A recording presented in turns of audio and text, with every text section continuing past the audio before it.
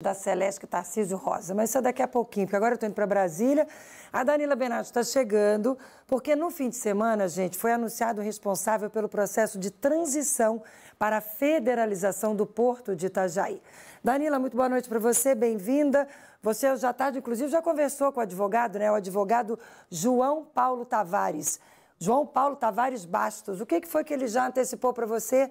Divide com a gente, Danila. Boa noite. Oi, Márcia, boa noite para você também.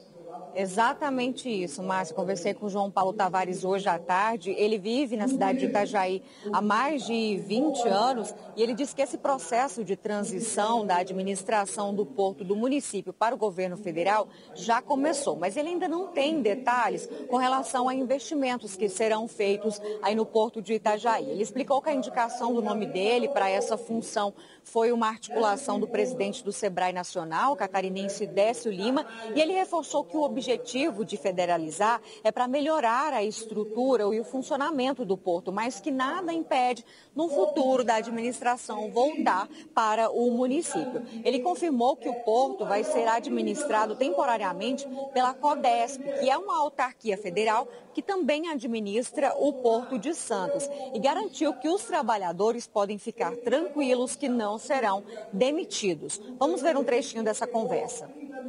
Não haverá nenhum prejuízo, nenhuma demissão, nenhuma interrupção da mão de obra efetiva. O porto não vai para Santos. Nós vamos usar mais ou menos o CNPJ de uma instituição federal que já existe para manter os alfandegamentos, manter as linhas que nós já temos programadas para esse ano. A Docas de Santos é o parceiro que nos ajuda no alfandegamento, que nos ajuda na manutenção das linhas já existentes e eventual ampliação. Então, essa é a solução mais breve, mais expedita e que põe pão na mesa do nosso povo. Nós teremos, por hora, uma filial de uma autarquia federal. Por quê? Porque a proposta que já era para ter sido feita em 2017, que não foi feita, que era a criação de uma empresa pública, foi autorizada agora no apagar das luzes pela Câmara Municipal de Vereadores. Essa empresa pública ela não foi criada. Ela foi autorizada a sua criação. Ela ainda tem que ser criada. Depois de criada, ela precisa de um bom tempo, se estima de 2 anos, para fins de alfandegamento. Nós vamos ficar nessa precariedade até que se crie essas condições.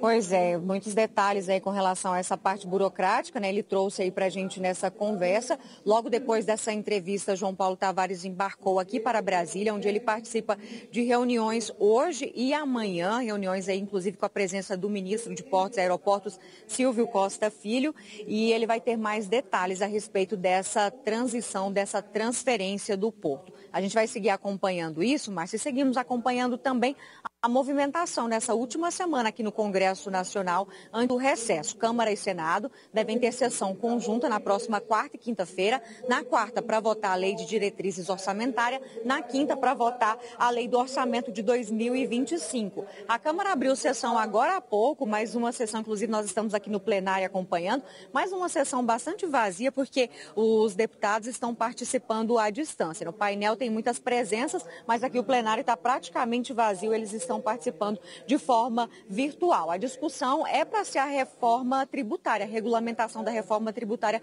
sobre o consumo. Só que eles ainda estão naquela parte dos discursos e ainda não começou de fato a analisar essa pauta, que a regulamentação é o primeiro projeto dessa pauta. O governo, o que ainda está no ar ainda é com relação ao corte de gastos essa semana. O governo tenta de todas as formas aprovar esse pacote de medidas aí para redução de gastos, né, no orçamento, só que ainda não se sabe se realmente será analisado aqui no Congresso, se vai dar tempo de analisar.